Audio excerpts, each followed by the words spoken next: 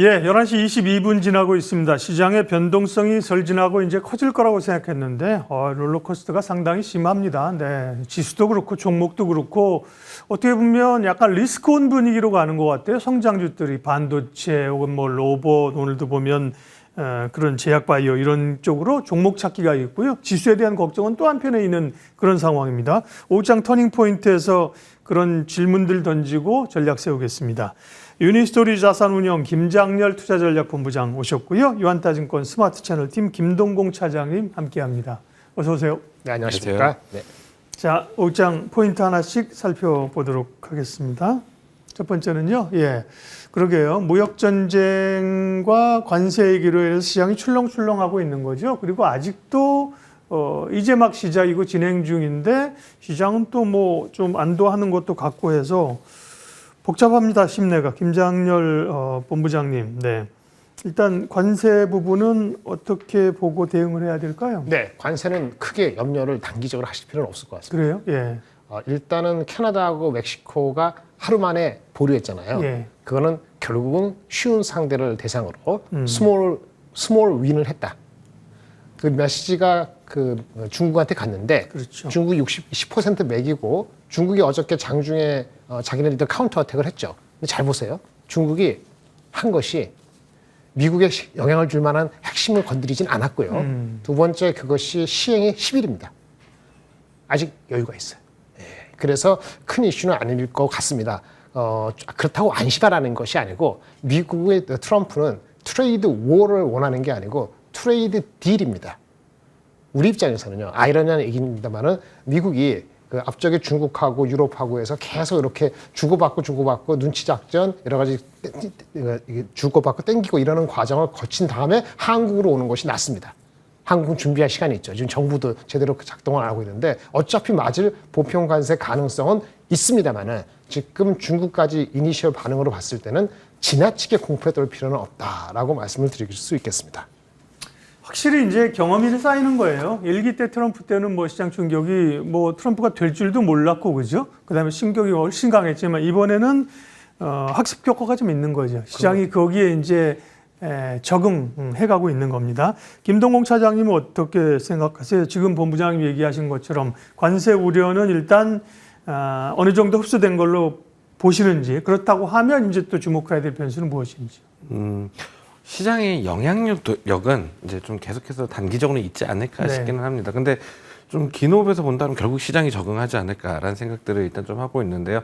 이번에 이제 트럼프가 일단 좀 이야기한 국가가 총 3개의 국가죠. 그러니까 캐나다, 멕시코, 그리고 중국이라고 좀 볼 수 있을 것 같은데 이 나라들이 미국이 이제 수입하고 있는 나라 1, 2, 3위입니다. 그러다 보니까 이제 먼저 선제적으로 여기에 대한 대응들이 일단 좀 나타나고 있다라고 좀 볼 수 있을 것 같은데요. 한 가지 좀 주목을 해봐야 될 것들은 이제 만약 트럼프가 관세 부과를 실제적으로 한다라고 우리가 한번 가정을 한번 해볼게요. 그럼 미국 내의 물가는 어떻게 될까? 에 대한 생각들을 해봐야 되지 않을까라는 생각들이 좀 들거든요.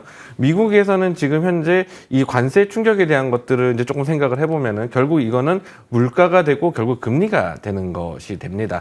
자, 그렇다면은 지금 현재 물가가 이제 좀 잡아놨다가 좀 꿈틀하고 있는 중인 상황인데요. 이 물가가 이제 만약 관세 충격이 더 오르게 된다. 그럼 금리 인하를 할 수 있을까? 그러니까 금리 인하할 수 있을까라는 생각도 해봐야 될 필요성이 있는 거죠. 그리고 트럼프에 대한 이제 정책적인 스탠스가 금리 인하를 원하고 있냐, 원하고 있지 않느냐도 한번 생각을 해봤을 때 금리 인하를 조금 더 원하고 있는 듯한 그림들을 좀 보여주고 있거든요. 그렇다면 이거를 실제적으로 물가에 영향을 줄 수 있는 관세 카드를 실제로 부과를 할 것이냐에 대한 것들 생각해보면 가능성들은 낮다. 금리 인하를 원하죠. 예, 그렇죠. 나중에 원하잖아요. 그렇죠. 근데 물가가 올라오고 있는 그러니까. 상태에서 금리 인하를 할 수는 없는 거거든요. 네. 그렇기 때문에 본부장님 말씀대로 이건 관세 부과는 결국 이제 딜의 영역이라고 일단 좀 봐야 될 것 같고요. 이번에 조금 시장이 좀 과하게 반응을 한 것도 캐나다, 멕시코에 대한 관세 부과가 2월 4일 날에 발효가 된다고 했는데 이쯤 되면은 평소 패턴들을 봤을 때 대충 뭔가 유예가 나오건 합의가 나오건 이야기가 나와야 되는데 정작 이야기가 나오지 않으니까 시장이 경기를 한번 일으켰던 거고 유예가 되자마자 바로 올라오는 모습들을 보였었거든요. 이런 정도의 영향력들은 있겠지만 결국 지금 이 경기를 일으키고 난 이후의 흐름들을 본다면 다시 한번 올라서는 것처럼 관세 이슈는 점차적으로 시장에서 적응을 하면서 넘어가게 될 이슈가 아닌가라는 생각들을 일단 해보게 됩니다. 네. 관세와 관련된 얘기 뭐 진행형이죠. 계속 뉴스가 나올 텐데, 네, 뭐 어느 정도는 알고 흡수해가는, 그러나 또 변동성은 있는 그런 상황들입니다. 첫 번째 포인트를 짚어봤고요. 두 번째 다음은요. 예, 사법 리스크턴 삼성전자가 이제 상승세를 이어갈 수 있을 것인가. 외국인들 어제 삼성전자 샀더라고요. 저도 이제 수급 체크하면서 이제 결국은 외국인이 또 사줘야 되는 측면이 있기는 하죠. 김장일 본부장님, 뭐 우려가 삼성전자에 대해서 켜켜이 쌓여 있지 않았습니까? 네네. 그러나 뭐 일시에 해결할 수는 없는 것이나 최근의 변화들이 그런 거에 좀 단초가 돼 보입니까? 일단은 저건 거죠. 어저께 그 샘 올트만 와서 삼성하고의 소프트뱅크 같이 스타게이트를 하지 않습니까? 거기에서 삼성전자가 어떤 역할을 할 수 있다. 구체적으로 말씀드리면은 그 거기서 필요한 반도체 칩, 커스텀 에이지 칩을 설계는 자기네들이 하더라도 그 생산하는 데서 TSMC 대신에 삼성전자가 할 수도 있다. 그리고 거기 커스텀 에이지 했을 경우에 HBM이나 D램이 필요하겠죠. 그게 삼성일지 하이닉스일지 둘 다일지 모르지만 삼성이 그들 불리하지 않다. 가능성이 있다. 세 번째, AI 전용 어떤 디바이스를 또 만든다는데 휴대폰이 될지 뭐가 될지 이게 삼성이 될지 애플이 될지 모르지만 가능성이 있다. 그렇죠. 다 이 기대감이 한꺼번에 불러일으켰고요. 그게 가장 큰 거고 또 한 가지 말씀드리자면은 사실은 삼성전자가 1분기, 2분기 실적이 그렇게 녹록하지 않다고 보는데 휴대폰 갤럭시 S25가 지난 24일부터 3일까지 한 9회 됐는데요. 요거의 사전 그 판매량이 130만 대라서 그전 24나 그전에 19년도 모델보다 더 월등히 국내지만 많이 팔렸다. 이런 분위기도 바닥에 대한 5만 원대를 지키는 바닥에 대한 그 강한 심리로 인해서 그 외국인이 조금 어저께 많이 사줬죠. 그래서 그런 분위기가 같이 연결이 됐다라고 볼 수 있겠고요. 질문이 여기서 6만 전자 갈 거라 이렇게 얘기하면은 사법 리스크 포함해서 사법 리스크 해서는 펀더멘털리 이슈는 아니고 M&A라든지 어떤 근본적인 디시전을 못 내린 거를 내린다고 하면은 요거하고 스타게이트를 다 합쳐서 좋은 시나리오 다 한다면 6만 원 가능성이 있겠죠. 근데 문제는 거기에 대한 확률이죠. 확률이 20%면 이 정도 움직이지 않겠습니다만 확률이라는 게 65%도 나중에 안 되면 꽝인 거고 40%에서 100%가 되면 되는 거니까 갈 수도 있지만은 밸류에이션 상으로는 올해 밸류에이션 상으로는 이미 지금 PER이 12배이기 때문에 더 뚜렷한 비저빌리티가 보여야지 그게 정당화 되지 않을까 싶습니다. 네. AI와 관련된 건 이제 기존에는 주로 이제 반도체, 삼성전자, 하이닉스 소부장만 봤지만 이제 소프트웨어라는 영역이 또 이제 하나 떠오른 거지 않습니까? 소프트웨어는 이제 반도체나 이런 쪽을 포함하기도 하고 아니면 뭐 플랫폼이나 이런 업체들도 있는 거잖아요. 그 부분은 하드웨어와 소프트웨어에 대한 전략을 어떻게 가져갈까? 김동공 차장님. 일단 저는 그래도 주구나 사나 우리나라에서는 하드웨어를 봐야 되지 않을까라는 생각도 좀 하고 있습니다. 사실 뭐 팔란티어 주가가 이제 좀 많이 올라오는 모습들을 보였었죠. 미국장에서는. 그래서 소프트웨어 쪽에 대한 관심들이 일단 좀 늘어나고 있고 거기에 대한 흐름들도 좋아지고 있다는 것들 이제 좀 하드웨어 소프트웨어 쪽 옮겨가는 듯한 분위기가 좀 설정이 되고 있는 듯한 분위기가 미국장에서 잡히고 있기는 합니다만 우리나라에서 과연 그 소프트웨어에 대해서 어느 정도 일정 부분 이상의 좀 기술력 이런 것들을 보여줄 수 있는 기업들이 있느냐라는 관점에 살펴보면은 거기서는 사실 저는 좀 물음표가 좀 상당히 크다라는 생각들을 좀 갖고 있고요. 그렇기 때문에 결국은 이제 AI에 대한 이제 흐름들을 좀 파악을 하기 그 수혜주도 이런 거 찾기 위해서는 결국 이제 죽어도 이제 좀 안 좋게 흘러간다고 하더라도 하드웨어 쪽에서 일단 좀 우리는 결국 실질적인 수혜를 주를 좀 찾을 수밖에 없다. 그래서 시장에서 만약 하드웨어 쪽이 완전히 미국장에서 넘어가는 시점이 된다라고 하면은 우리나라는 어떤 의미에서 보면 AI 관련주들은 이제 없다. 그러니까 AI 관련해 상승하고 있는 업종들은 없다라고 좀 해석을 하고 바라봐야 되지 않을까라는 생각들까지 하고 있습니다. 그렇기 때문에 우리나라에서는 소프트웨어주를 찾기보다는 하드웨어의 경기에 대한 관심들을 가져가는 것들이 조금 더 중요하다라는 생각들이 일단 좀 갖게 됩니다. 네, 그것도 상당히 일리가 있는 말씀이세요. 어쨌든 하드웨어는 삼성전자든 하이닉스든 한미반도체든 글로벌 궤를 같이 해서 가는 건데 소프트웨어는 사실은 이게 지금 얘기되고 있는 기업들이 글로벌리 시장을 주도하는 기업보다는 국내 내수 시장이잖아요. 그죠? 그런 좀 한계가 있을 수 있다는 얘기입니다. 반도체 AI 얘기했고요. 삼성전자 얘기했고요. 다음 이슈 넘어갈까요? 예, 컨테이너를 실은 배들이 보이는군요. 네, 조선주. 월요일날 주가 급락할 때는 이제 조선주가 상대적으로 도피초로 강했었는데 어제 오늘 특별히 오늘 같은 경우 좀 조선주가 좀 더 밀립니다. 김장로 부장님. 다른 네. 거 살 게 좀 대안이 떠올라서 얘가 좀 쉬는 건가요? 예, 맞습니다. 네. 딱 그겁니다. 그러면 어떻게 해야 됩니까? 그 반도체하고 2차 전지가 이렇게 2차 전지 약간 반등하죠. 네. 이렇게 특히 하이닉 삼성전자 이렇게 오를 때는 가장 많이 오른 종목을 먼저 차익 실현이 실현을 나오고, 할 수밖에 네, 없죠. 네. 왜냐하면 자금이 그렇죠. 많지가 않기 때문에 네. 자금 확보를 위해서 많이 올라간 주식을 차익 실현하는 게 어쩌면 당연하고요. 그 강도는 변동성, 시장의 여러 가지 노이즈의 변동성은 그거에 의해서 좌우되기 때문에 요 정도면 조정됐어? 싶은데 더 빠지기도 하고 뭐 이러는 겁니다. 신조선가가 여전히 그 상승을 하고 있고요.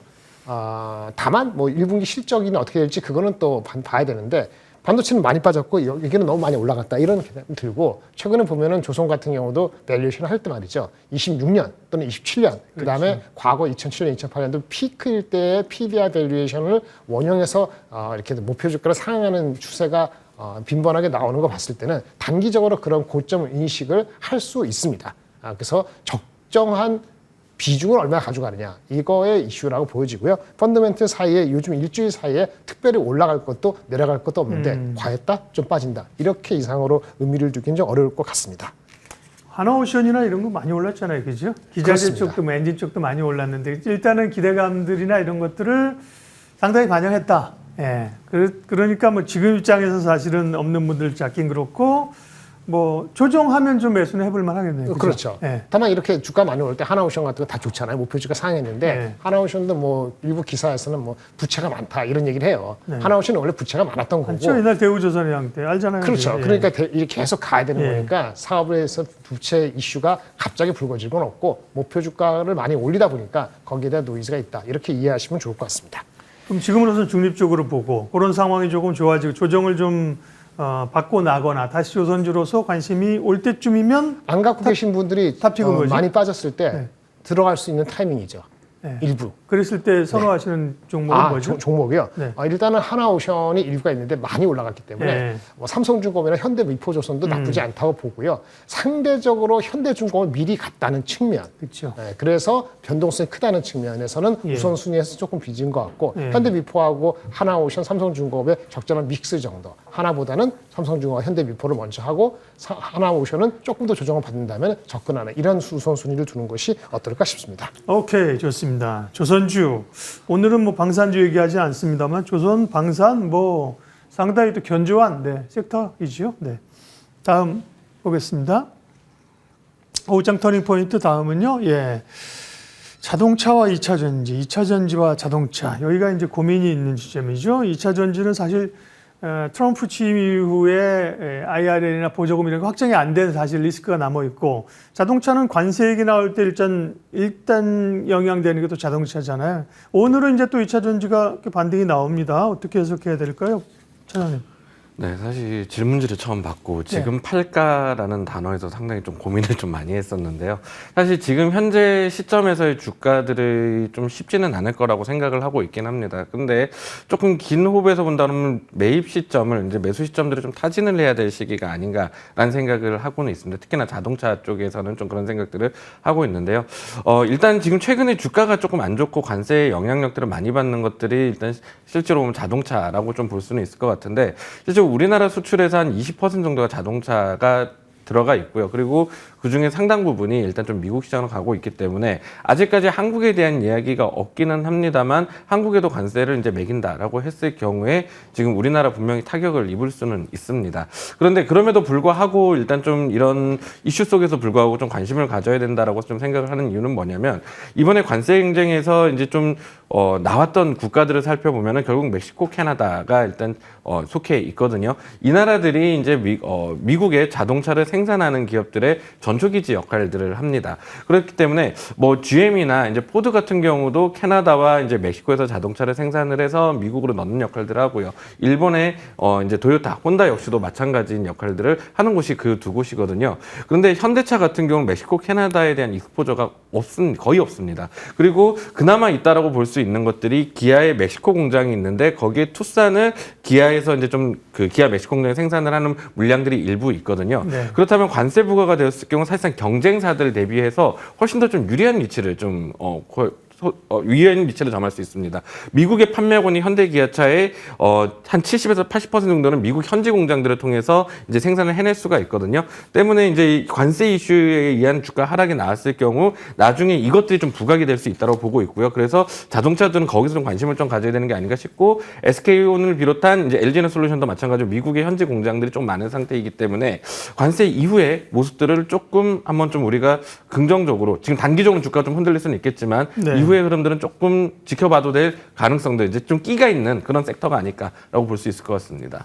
네, 자동차하고 2차전지 살펴봤습니다. 포인트들 쭉 살펴봤고요. 네, 마지막으로 주목해 볼 만한 종목 보겠습니다. 두 분이 말씀하셨던 종목의 수익률도 있는데 이거는 오늘 뭐 스킵해도 될 것 같습니다. 왜냐하면 만약 올랐다가 또 조정을 좀 받고 있는 상황이니까 시간도 그렇고 바로 관심 종목으로 들어갈게요. 김장일 부부장 오늘 관심 종목이요? 네. 예, 좀 최근에 단기 낙폭 과대인 경동나비엔 주식을 가져왔습니다. 예. 시총은 1조 정도 남짓되고요. 경동나비엔은 뭐 하는 회사인지 다 아실 거고 보일러 하는 회사인데 네. 아버님 댁에 보일러 놔드려야겠다. 예, 맞습니다. 그 4분기 실적이 1월 24일 우리 구정 직전에 아마 발표된 것 같은데 실적이 예상보다 좀 미스했습니다.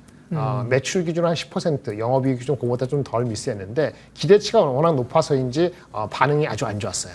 지금 그 하락 여파 안에 있고요. 이유는 말이죠. 이네들의 40%는 국내 내수입니다. 근데 국내가 안 좋았습니다. 국내 뭐 신규 주택이라든지 이런 거 그게 안 되면은 보일러 설치도 다 마찬가지로 영향이 미치거든요. 그리고 또 하나는 우리 경동나비엔에 인수한 회사가 있는데 SK 그룹에서 그 인수한 회사에 대해서 비즈니스가 다시 되는 건 올해 3월 달부터예요. 근데 그쪽에 인건비라든지 네. 관련되는 비용 처리가 4분기에 많았다는 것입니다. 하지만 핵심인 60%의 드라이버인 미국 시장 성장이 견조하기 때문에 네. 지금은 저가 매수를 조금씩 고려할 수 있는 적절한 시점으로 보여집니다. 경동나비엔 관심주로 말씀하셨고요. 김동공 차장님 관심주 얘기해 주십시오. 네, 세트레가이를 좀 준비를 해봤는데요.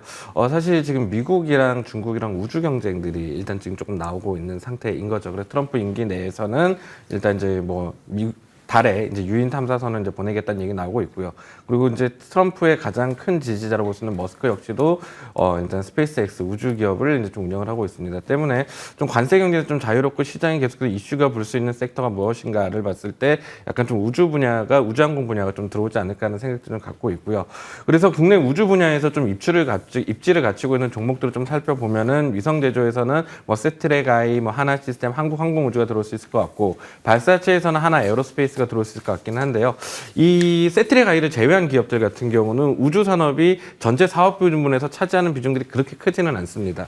때문에 순수하게 우주에 대한 수혜를 받을 수 있다라는 것을 좀 생각을 해보면 세트레가이가 위성 제조 분야에서는 좀 수혜를 볼 수 있지 않을까라는 생각들을 갖고 있는데요. 예. 마침 이 1분기 말에 이번에 이제 스페이스 IT를 이제 스페이스X를 통해서 이제 전자광학 위성을 이제 쏴 올릴 예정입니다. 거기서 이제 한 번에